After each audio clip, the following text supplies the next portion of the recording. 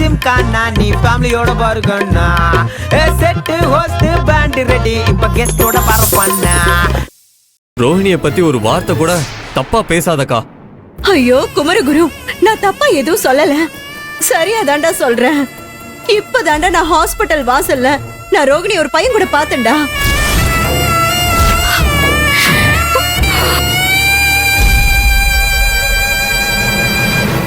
ரெண்டு பேரும் ரொம்ப நெருக்கமா நின்னு பேசிட்டு இருந்தாங்க.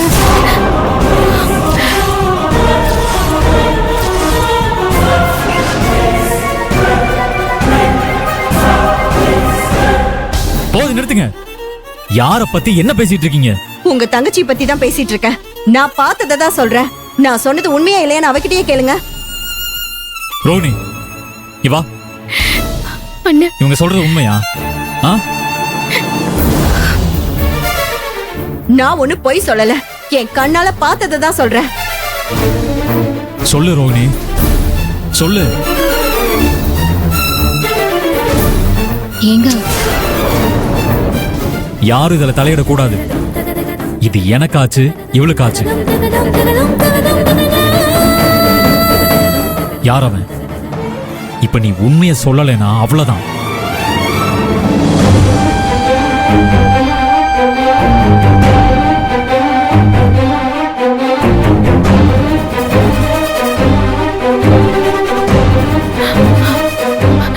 அது ஐயோ, இவ வேற அவசரப்பட்டு உண்மையை உளறிட போறாளே. பிரபு மாமா, யாரோ என்னமோ சொல்றாங்கன்றதுக்காக அவங்க பேச்சு கேட்டுக்கிட்டு நீங்க ரோஹிணி கிட்ட இப்படி கோவப்படுறது கொஞ்சம் கூட சரியில்லை மாமா. எது சரி எது தப்புங்கிறது எனக்கு நல்லா தெரியும். ரோஹிணி, இப்ப நீ உண்மையை சொல்ல போறியா இல்லையா? இவங்க சொன்ன மாதிரி முகூர்த்த நேரத்துல அவன் கூட ஓடி போயிடலான்னு திட்டம் போட்டிருக்கியா?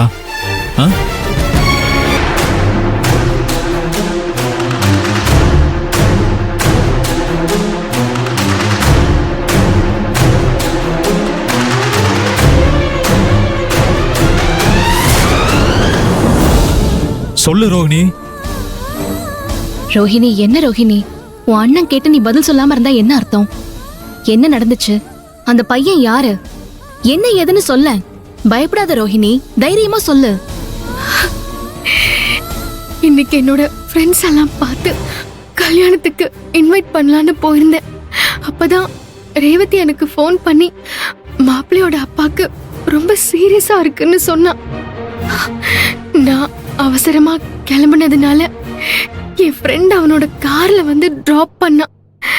வேற ஒன்னும் இல்ல அண்ணி.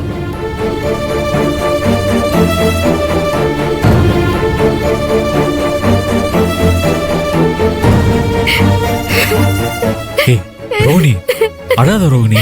ரோஹிணி அழாத, அழாத அழாத ரோஹிணி, அழாத. ரோஹிணி, உன் மனசு எவ்வளவு வேதனைப்படும் எனக்கு புரியுது. அழுவாத ரோஹிணி. இங்க பாரு, நான் ஒன்னும் உன்னை சந்தேகப்பட்டு கேள்வி கேட்கல. உன்னை சந்தேகப்பட்டவங்களுக்கு உண்மை என்னன்னு தெரியணும்னு தான் கேள்வி கேட்டேன். நான் உன்னை எப்பவுமே சந்தேகப்பட மாட்டேன். என் தங்கச்சியை தப்பா நினைக்க மாட்டேன். ரோஹிணி, அழாத ரோஹிணி. இங்க பாரு ரோஹிணி, பயப்படாத ரோஹிணி, அழாத. ஒன்னும் இல்ல.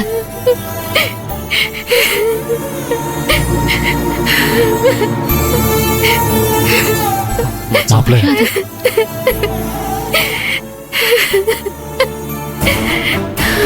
அக்கா, நீ பேசுனதுக்காக ரோஹிணி கிட்ட மன்னிப்பு கேளுக்கா. மாப்பிள்ள, அதெல்லாம் ஒண்ணு வேணாம் மாப்பிள்ள. நீங்க இப்பவே இந்த நிமிஷமே கல்யாணம்னு சொன்னதுக்கு எங்களால ஒத்துக்க முடியாததுக்கு ஒரே காரணம், நாளைக்கு நைட்டு ரோஹிணிக்கு ஒரு பரிகாரம் பண்ண வேண்டியிருக்கு. அதை முடிச்சிட்டு கல்யாணம் பண்ணாதான் ரோஹிணிக்கும் நல்லது, மாப்பிள்ளைக்கும் நல்லது. அதனால்தான் குறிச்ச தேதியில நாளை கழிச்சே கல்யாணம் நடக்கட்டும்னு நாங்க நினைச்சோம். மத்தபடி நீங்க சொன்ன மாதிரி என் தங்கச்சி மனசுல வேற எந்த ஆசையும் கிடையாது. தாலி கட்டுற நேரத்துல வேற எவன் கூடவோ ஓடி போகவும் அவ எந்த திட்டமும் போடல. நீங்க சொல்ற மாதிரி இருந்தா எனக்கு ரொம்ப சந்தோஷம்.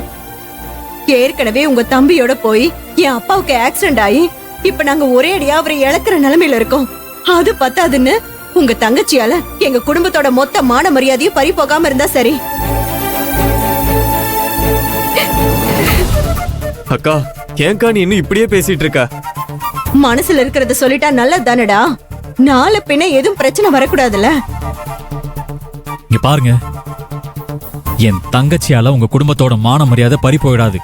நான் சொன்ன மாதிரி குறிச்ச தேதியில நாளை கழிச்சு என் தங்கச்சி ரோஹிணிக்கும் உங்க தம்பி குமரகுருவுக்கும் நிச்சயம் பண்ண மாதிரி கல்யாணம் நடக்கும்.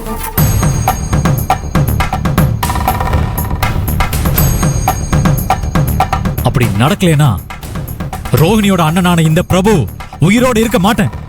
போதுமா?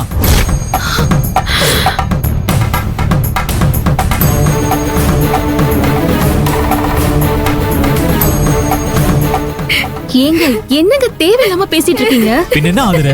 என் தங்கச்சி அவ ஃப்ரெண்டு கூட பேசிட்டு இருந்ததை பார்த்துட்டு வந்து இவங்க சந்தேகப்படுறப்ப இவங்களுக்கு நம்பிக்கை கொடுக்கறதுக்கு என்னால வேற என்ன சொல்ல முடியும்? அதான் என் உயிரே பணயமா வச்சேன். மச்சான், என் அக்கா பேசினதுக்காக நான் உங்ககிட்ட மன்னிப்பு கேட்டுக்கிறேன். என்ன மாப்பிள்ள நீங்க எதுக்கு எங்கிட்ட மன்னிப்புலாம் கேக்குறீங்க? எங்ககிட்ட வசதி இல்லாம இருக்கலாம், ஆனா நாங்க சொன்ன வார்த்தை மாறாது. அது தெய்வத்தோட அருள் வாக்கு மாதிரி. ஆ? ரோஹிணி இங்க வா. அண்ணா நாளை கழிச்சு காலையில முதல் முகூர்த்தத்துல என் தங்கச்சி கழுத்துல உங்க தம்பி குமரகுரு கட்டுற தாலி கயிறு ஏறும். இல்ல ஏதாவது இடைஞ்சல் வந்து நடக்காம போச்சுன்னா என் கழுத்துல கயிறு ஏறும்.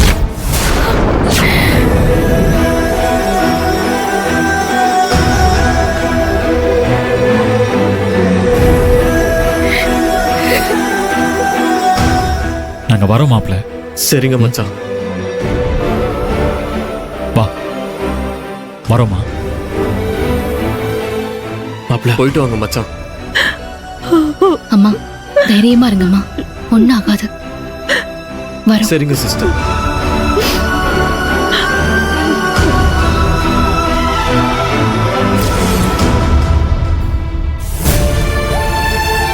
ஏன் கண்ணு, உன் புருஷனுக்கு என்னதான் ஆச்சு? ஏன் இப்படி எல்லாம் பேசிட்டு இருக்காரு? எது எப்படினாலும் ரோகிணிக்கும் அந்த மாப்பிள்ள குமரகுருக்கும் தான் கல்யாணம் நடக்க போகுது. அது நடக்கலன்னா உயிரை விட்டுருவேன்னு சொல்றதுல என்ன பேச்சு? எனக்கு என்னமோ இதெல்லாம் சரியா படல கண்ணு. ரோகிணி கல்யாண விஷயத்த உன்ற புருஷன் ஏன் இவ்ளோ சீரியஸா எடுத்துட்டு போறாரு? கொஞ்சம் முன்ன பின்ன நடந்தாதான் என்னவா? இதுல உன்ற புருஷன் புடிவாதம் காட்ட வேண்டியதே இல்ல. ஏய் கண்ணு, என்னாச்சு உனக்கு? நான் பாட்டுக்கு பேசிக்கிட்டே இருக்க, நீ வேற எதையும் யோசிச்சுட்டு இருக்க. நான் பேசினத கவனிச்சியா இல்லையா? சாரிக்கா, இப்ப என் மைண்ட் பூரா ஜோசியர் சொன்ன விஷயம் தான் ஓடுது. ரோஹிணி கல்யாண விஷயத்துல ஆரம்பத்துல நடந்த விஷயத்துல இருந்து ஒன்னு ஒன்னா என் மனசுக்குள்ள நான் ஓட்டி பார்த்தேன். அது எதுவுமே நாங்க பிளான் பண்ண மாதிரி நடக்கலக்கா. எல்லாமே அது பாட்டுக்கு அவசர அவசரமா நடந்துருச்சு. அவளை பொண்ணு பார்க்க வந்தது, அவளுக்கு நிச்சயதார்த்தம் பண்ணது, ஏன் இப்போ திடுதிப்புன்னு கல்யாண தேதியை பிக்ஸ் பண்ணது, எல்லாமே திடீர்னு நடந்துட்டு இருக்கு.